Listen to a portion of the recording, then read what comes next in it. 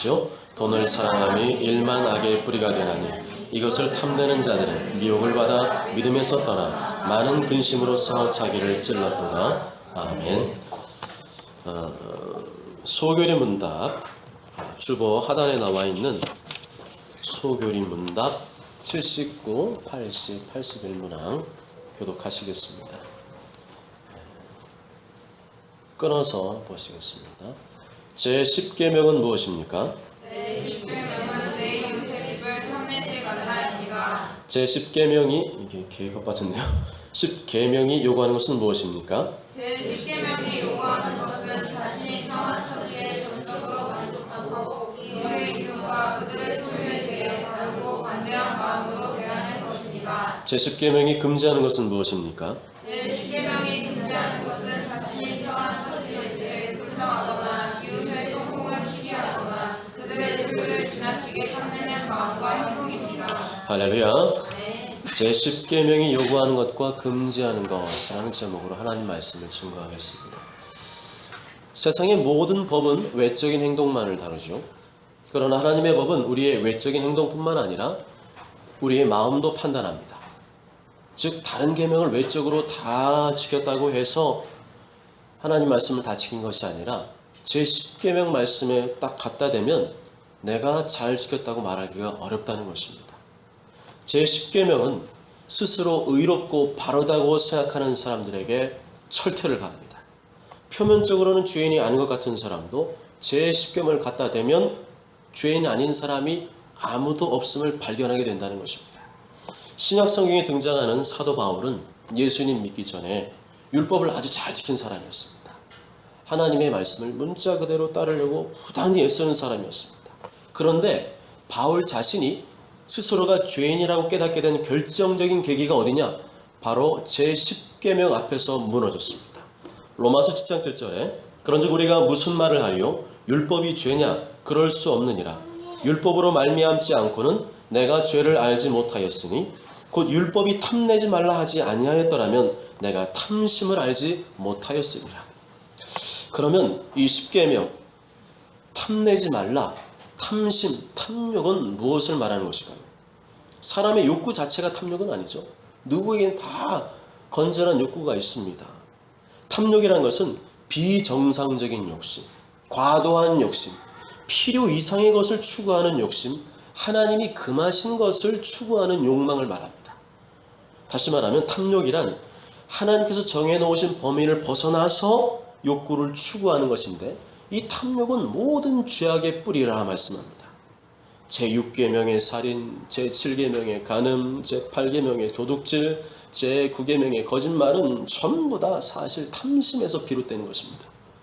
어느 날 구약성경의 다윗 왕이 한적할 때, 시간이 여유로울 때 성 위를 거닐고 있었습니다. 그때 그날따라 아리따운 밧세바의 목욕하는 장면을 보게 되었습니다. 그것을 보고 다윗 왕이 탐욕을 품었습니다. 다윗은 그 탐욕을 극복하지 못하고 그것을 탐욕을 실행에 옮겼습니다. 다윗은 그로 인해서 몇 가지 계명을 어겼느냐? 4가지 계명을 동시다발적으로 어겼습니다. 다윗은 남의 아내 밧세바를 도둑질하는 제8계명을 범했고요. 밧세바와 간음함으로 제7계명을 범했고요. 밧세바의 남편 우리아를 죽게 만들어서 제6계명을 어겼습니다.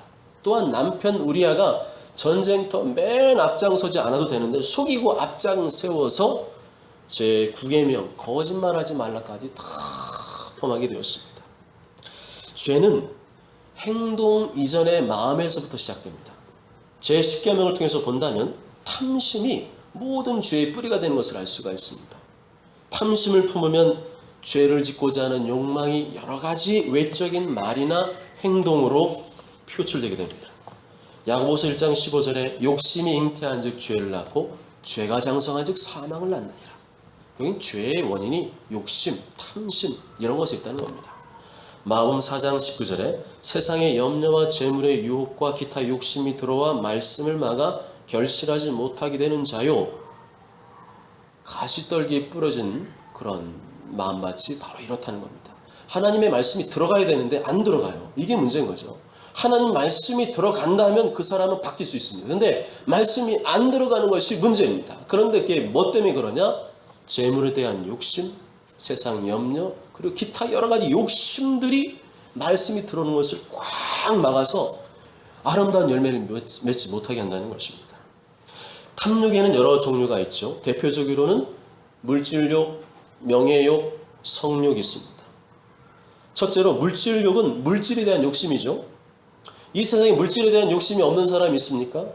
없습니다. 인간은 육체를 가지고 있기 때문에 돈 없이 살 수가 없어요. 물질이 꼭 필요합니다. 그렇지만 그게 지나치면 돈이면 뭐든 될 수 있다는 생각을 하게 됩니다. 돈만 있으면 나는 행복할 것이야. 그래서 많은 사람들이 하나님보다도 돈에 대한 집착을 갖습니다. 하나님보다 돈을 더 사랑합니다. 말로는 하나님 사랑하지만 실제로는 하나님을 더 사랑합니다. 문제는 이 돈 욕심이 지나치면 믿음에서 떠날 수 있다 말씀합니다. 예수님을 믿는 믿음에서 떠나는 것은 행복이 아니라 불행이고 하나님의 무서운 진노와 심판받기를 자처한 것입니다. 돈을 사랑함이 일만하게 뿌리가 되나니 이것을 탐내는 자들은 미혹을 받아 믿음에서 떠나 많은 근심으로써 자기를 찔렀다. 자기가 그렇게 돈 욕심 부린 결과 스스로 망하게 됐다는 거죠. 물질욕이 있는 사람은 헌금하는 것을 아까워합니다. 목회자가 헌금 얘기만 하면 발작을 일으키거나 헌금을 강요한다고 생각합니다. 그러나 헌금은 그런 게 아닙니다. 헌금은 하나님께 드리는 것이지 결코 교회나 목회자에게 바치는 게 아닙니다. 이것을 인정하지 못하는 이유는 그 사람에게 믿음이 없거나 믿음이 적기 때문에 그렇습니다. 믿음이 적은 자여 왜 의심했느냐? 하나님 그렇게 말씀한 적이 없는데 자기가 그렇게 해석을 한 거죠.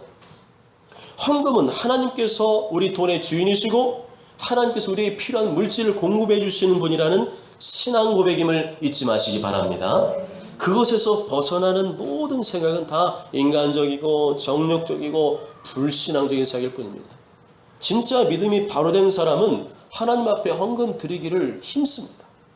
내가 여건만 되면 더 드리고 싶다는 마음을 갖고 삽니다.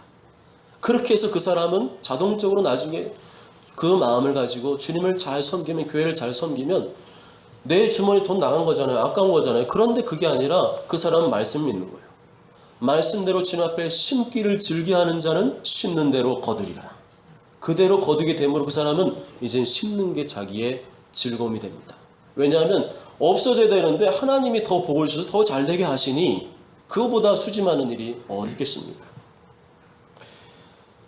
또한 물질에 대한 탐심 있는 사람들은 다른 사람에게 베풀고 나눠줄 줄을 모릅니다. 우리 그리스도인이 인색하면 안 됩니다.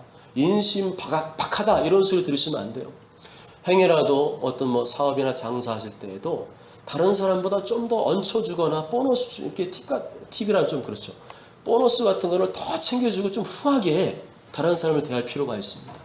그렇게 딱 후하게 대했는데 그 상점 안에 교회 달력이 딱 붙어 있어요. 하나님 말씀이 딱 붙어 있어요. 그러면 간접 전도가 되는 거죠. 그런데 안 돼요. 절대 안 돼요. 우리 땅 파먹고 살아요. 이렇게 되면 어떻게 됩니까? 야, 네 시작은 미약하라, 네 나중에 창대하리라. 야, 그렇게 학해서 이렇게 나중에 창대하게 되려고 그러면 안 됩니다. 사람은 이게 탐심이 강하게 되면 그런 것들조차도 용납이 안 되게 되는 거죠. 탐심이 있는 사람은 돈과 물질을 움켜쥐는 것에서 만족을 찾습니다. 한번 들어가면 안 나옵니다. 습관적으로 얻어먹는 것은 좋아하면서도 바람생에 잘 베풀지 않는 사람이 있다면 그 사람은 거의 다 탐심이 그것에 있기 때문에 그렇습니다. 둘째로 명예욕. 명예욕은 신분과 지위에 대한 욕심이죠. 다른 말로 하면 권세욕이라 할 수 있습니다. 명예 플러스 권력이 다 합쳐지는 거죠. 민수기 12장 보면 모세의 형과 누나 아론과 미리암이 모세를 시기했습니다. 그래서 모세를 비방하고 대적했습니다. 표면적인 이유는 뭡니까? 모세가 이방 여자를 취했기 때문에 그건 옳지 않다. 어떻게 그 흑인 여자, 구스 여인을 취하느냐 하면서 어떻게 지도자가 그럴 수 있느냐 막 따졌습니다. 그런데 실제 그 말을 들여다보니까 그게 아니라 모세가 하나님과 누리는 지도자로서의 특권적 지위에 대한 탐심이 그 밑바탕에 깔려 있습니다. 어떻게 따졌습니까? 여호와께서 모세만 말씀했느냐? 우리와도 말씀하지 않았느냐? 모세만 그런 특별한 권위를 누리는 것이 싫다는 거예요. 나도 그 특권적 지위를 가지고 싶다는 것을 은연중에 표출했습니다. 이 명예욕과 권세이죠. 이르시되 내 말을 들으라. 너희 중에 선자가 있으면 나 여호와가 환상으로 나를 그에게 알리기도 하고 꿈으로 그와 말하기도 하거니와 내 종 모세와는 그렇지 아니하니 그는 내 온 집에 충성함이라. 그와는 내가 대면하여 명백히 말하고 은밀한 말로 하지 아니하며 그는 또 여호와의 형상을 보거늘 너희가 어찌하여 내 종 모세 비방하기를 두려워하지 아니하느냐. 여호와께서 그들을 향하여 진노하시고 떠나심에 구름이 장막 위에서 떠나갔고 미리암은 나병에 걸려 눈과 같더라. 아론이 미리암을 본즉 나병에 걸렸는지라. 내가 볼 때는 뭐 도찐 개찐이지 그런 생각할 수 있지만 하나님 볼 때는 아니었다는 거예요. 모세는 내가 그렇게 대하지 않았다. 모세는 내가 각별히 취급하고 다뤘다는 것을 하나님이 직접 말씀하시고 그렇게 그 탐욕을 부린 사람들, 권세욕을 부린 사람들은 하나님께서 진노하시고 그 자리를 떠나심에 반쯤 죽었어요. 하나님이 완전히 죽이시진 않고 어떻게 했다고요? 나병이 반쯤, 이 반인지 이 반인지는 모르겠어요. 근데 하여튼 반쯤 하나님이 나병에 걸리면 피가 썩었다는 거잖아요. 반쯤 좀 시체말로 무리말로 하면 제가 예수님을 기죠 젊었을 때 그 전에 어렸을 때 믿었으면 이런 말이 안 나오는데 반쯤 죽여가지고 하나님 나 살려주세요 할 정도로 만들어 놓으셨다는 거죠. 또한 다윗의 아들 압살롬 역시도 그런 사람이었습니다. 아들이었지만 아버지의 자리가 탐났어요. 자기 차례가 안 올 것 같아요. 그러니까 어떻게 했어요? 쿠데타를 일으켰습니다. 사람들을 선동하고 모아서 쿠데타를 일으켰는데 나중에는 비참하게 죽임을 당하게 되고 말았습니다. 이러한 신분과 자리된 욕심 구약에만 있는 게 아니냐? 아니라 성령 충만 받기 전에 예수님의 제자들에게도 있었습니다. 서로 높은 자리에 앉기 위해서 서로 막 제자들 사이에 다툼 벌어졌습니다. 누가복음 22장 24절 보면 또 그들 사이에 그중 누가 크냐는 다툼이 난지라. 또라고 나오죠. 성경에 보면 누가복음 2번 나옵니다. 자리싸움이 2번 나와요. 처음에도 나오지만 마지막 예수님 십자가 이제는 지셔야 된다고 말했는데 마지막 유언처럼 말씀했는데도 그 자리에서 그 주님의 마음 심정을 이해하지 못하고 그 자리에 또 뭐 있느냐? 또 누가 크냐? 막 다툼이 막 예수님 앞에서 벌어졌습니다. 이건 뭡니까? 교회에서 이런 거 하지 말라는 거예요. 하나님이 세우신 권위와 질서 거기에 순종하고 복종하는 것이 내가 있어야 될 자리입니다. 그게 하나님의 뜻입니다. 세상의 민주주의 정치 논리 끌어들여와서 교회를 어지럽히고 자리싸움 하지 말라는 겁니다. 세상의 선거판 보십시오. 난리도 아니죠. 처음에는 곱게 가죠. 그러다가 내가 불리해지면 어떻게 해요? 막 상대방 트럼프나 그죠? 미국만 봐도 알렸습니다. 우리나라도 마찬가지예요. 막 상대방 인신공격 비난하기 시작합니다. 그게 뭡니까? 권세욕, 명예욕, 그 자리 차지하고 싶은 그 욕망이 그 사람을 추하게 만드는 겁니다. 뉴스 전문 채널 케이블 TV 보시면 뭐 채널 A 또 뭡니까? 뭐 JTBC 또 뉴스 조선, TV 조선 이런 거 보면은 정치 얘기 나오잖아요. 근데 대선이 언제예요? 내년이잖아요. 근데 벌써부터 누가 대통령 되느냐 이걸로 막 정치 평론가들 쫙 앉아가지고 막 떠들고 있습니다. 그만큼 이 세상에 관심이 어디 있는지 알 수 있어요. 초등학교에서도 학급 반장시키려고 엄마들 치맛바람이 막 붑니다. 요새는 돈으로는 대놓고 못하잖아요. 김영란법 5만 원 이하. 학교는요 더 합니다. 학교는 선생님 딱 뭐 선물에 들고 하잖아요. 그럼요. 맞아 질세 그래요. 요새는 그렇습니다. 그냥 성의로 그냥 이렇게 뭐 좀 잘 챙겨주셔서 감사합니다. 이렇게 뭐 해봐야 뭐 1, 2만 원짜리 그죠? 그냥 감사의 표시예요. 근데 그것도 수행에 날 때도 막 아주 막 손을 절레절레 흔들어요. 그런데 그렇다고 우리는 한국 엄마들이 포기하느냐? 포기 안 하죠. 재능 기부. 재능 기부에서 학교 안에 들어가서 계속 누구 엄마예요? 이렇게 하면서 어떻게든 우리 아들 학급 반장시켜서 좋은 점수 따고 그래서 또 봉사 점수 이런 거 이런 여러 가지 자녀를 반장시키고 어떤 명예를 얻게 하려고 하는 그런 모습들이 나타나고 있습니다. 교회에서도 이러한 명예 감투, 직분은 명예 감투가 아니라고 항상 말씀드려도 사람은 잘 받지 않으려 그래요. 그 명예 감투 아니야? 아닙니다. 분명히 그걸 아시고 하나님이 그냥 때가 되면 남들이 볼 때도 아, 저 사람은 저런 직분 맡아도 될 것 같아 하면은 그냥 투표하면 그냥 나오는 거예요. 아멘? 실제로 보면 다들 그래요. 그냥 저 사람 될 것 같아, 저 사람 돼야 돼 했는데 투표 딱 하면요 정확하게 되는 거예요. 될 사람 안 될 사람 쫙 갈라집니다.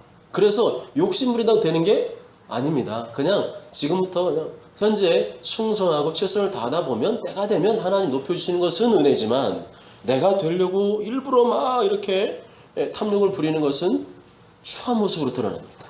시기, 질투 이런 것들이 밖으로 막 표출되죠. 이런 시기 질투는 뭡니까? 다른 사람이 나보다 높아지는 것을 못 참게 합니다. 나보다 나아지는 것을 못 참기 때문에 그거를 표출하는 겁니다. 그런데 이러한 탐욕의 원인은 무엇일까요? 사도 바울은 탐심을 가진 자는 우상숭배자이다 말씀합니다. 탐심이 곧 우상숭배라는 겁니다.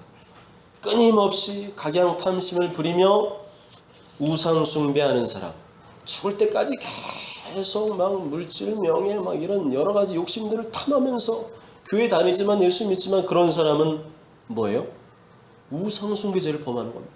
끝까지 그러잖아요. 그럼 그 사람은 하나님 볼 때 어떤 사람이에요? 패역한 사람, 패역한 사람. 회개하지 않고 돌이키는 끝까지 세상의 욕심과 정욕을 따라서 막 움켜쥐려고 물질이든 뭐든 이런 사람은 우상숭배자이고 패역한 자이기 때문에 천국에 들어가지 못할 것입니다. 골로새 3장 5절에 그러므로 땅에 있는 지체를 죽이라. 곧 음란과 부정과 사욕과 악한 정욕과 탐심은 우상숭배입니다. 우상숭배라는 것이 다른 종교의 신을 섬기고 숭배하는 것만 의미하지 않습니다. 나의 행복을 하나님에게서 추구하지 않고 다른 대상에 추구하는 것, 그게 우상숭배입니다. 이스라엘 백성들이 광야에 40년간 빙빙 돈 이유도 바로 여기에 있죠. 행복을 하나님에게서 찾으려고 하지 않았습니다. 하나님 말씀 안에 찾으려고 하지 않았습니다. 하나님 아닌 다른 데에서 만족과 행복을 찾으려고 했습니다. 그러나 우리의 행복은 하나님 안에, 하나님 자신, 그리고 그분의 말씀 안에 있는 줄 믿습니다. 하나님 알고, 하나님 사랑하고, 하나님 기뻐하고, 하나님 말씀에 순종하는 데에서 행복과 보람과 만족을 찾는 사람, 그 사람이 참된 성경적 행복을 아는 사람이죠. 그러면 우리가 어떻게 탐욕의 죄에서 벗어날 수 있을까요? 탐심은 우상숭배이기 때문에 뭔가를 내가 탐하고 있다는 거예요. 뭔가를 추구하는 우상이 있다는 겁니다. 어느 날 부자 청년이 예수님께 찾아왔습니다. 어떻게 하면 영생을 얻을 수 있을까요? 여쭈면서 저는 모든 계명을 다 지켰습니다. 저는 아쉬울 게 없습니다. 그랬을 때 예수님 뭐라고 했습니까? 네 많은 물질을 가난한 자들에게 나눠주라. 이게 그 사람의 우상이었다는 거예요.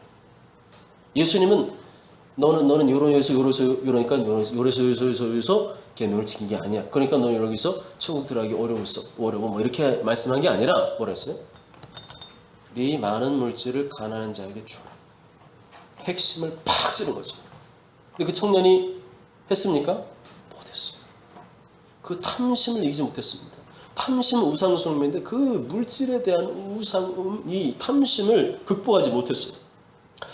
마태복음 19장 21절 24절 보면 예수께서 이르시되 네가 온전하고자 할진대 가서 내 소유를 팔아 가난한 자들에게 주라. 그래야면 하늘에서 보화가 내게 있으리라. 그렇게 팔아서 가난한 자를 주면은 그냥 사라지는 게 아니라 하늘에 가면 보화가 있다는 거예요. 그리고 와서 나를 따르라 하시니 그 청년이 재물이 많음으로 이 말씀을 듣고 근심하며 가니라. 예수께서 저들에게 이르시되 내가 진실로 너희에게 이르노니 부자는 천국에 들어가기 어려우니라.